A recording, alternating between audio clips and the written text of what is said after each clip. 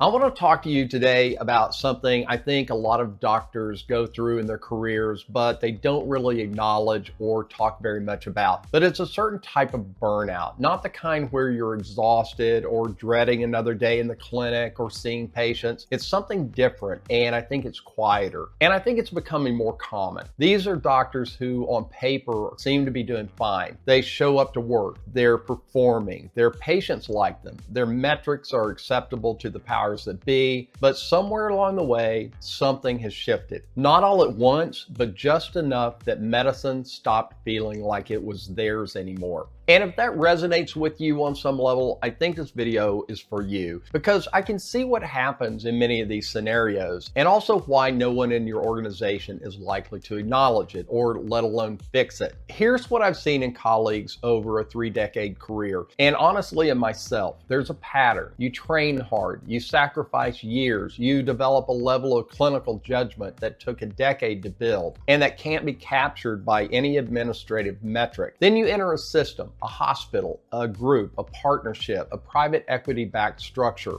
And over time, that system begins to treat your judgment as something to be managed instead of something to be trusted. Decisions that used to be yours now need approval. Protocols replace years of instinct, training, and judgment. Metrics supersede time at the bedside. And people who have never examined a patient in their entire life and have no true understanding of what you do or who you really are begin to have more influence over your clinical environment than you do. But there's another layer as well. It's not just that something feels off. It's that you can't meaningfully do much to change it. You're too deeply invested. You have responsibilities, financial, professional, personal. So leaving that job or that environment doesn't really feel like an option either. So you stay and you adapt. And over time, the version of you that went into medicine, the one that wanted autonomy, that wanted to build something, that wanted your judgment to matter, it starts to go quiet. That's the burnout that not many doctors talk about. It's not exhaustion, it's erasure. The moment it really hit me was when an ER group that I helped build was acquired by private equity. And I want to be careful here. This isn't about blaming anyone or complaining, but I remember attending a meeting and watching a very polished presentation about integration timelines, brand alignment, system-wide protocols, all very organized and competent. And I remember thinking, no one in this room is going to ask my opinion about any of this. Because in that process, what I knew and what we had built wasn't the variable that was being optimized anymore. That was a clarifying moment, not a breaking point, clarifying, because it forced me to ask myself a question that I should have asked years earlier. Outside of this system, what do I actually have? What have I built that truly belongs to me? And at that point, the only true answer was YouTube. At that time, I had around 8 or 9 years of content, an audience that found me because of what I know, not where I work, a platform that didn't care about RVUs or organizational charts or whether I fit into the system. And that's when YouTube stopped being a side project and became the most important professional asset that I had built in years. I'm telling you this because I think a lot of doctors are at that place right now, or at least heading there.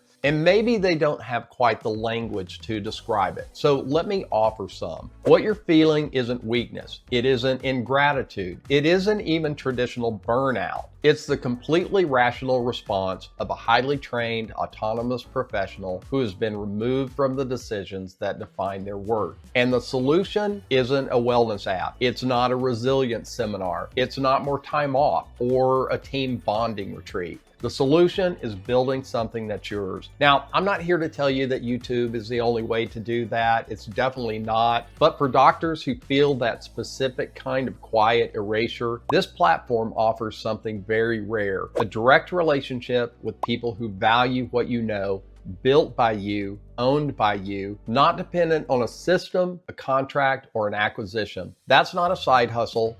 That's leverage. In the next video, I'm going to make a case that might surprise you. Doctors are not late to YouTube, and they're not competing with 21-year-old influencers. And they are arguably the most credible, most underutilized group of creators on this entire platform. And the doctors who understand that now are going to build something that the next generation of doctors will wish that they had built sooner than later. That's where we're going next. I'll see you there.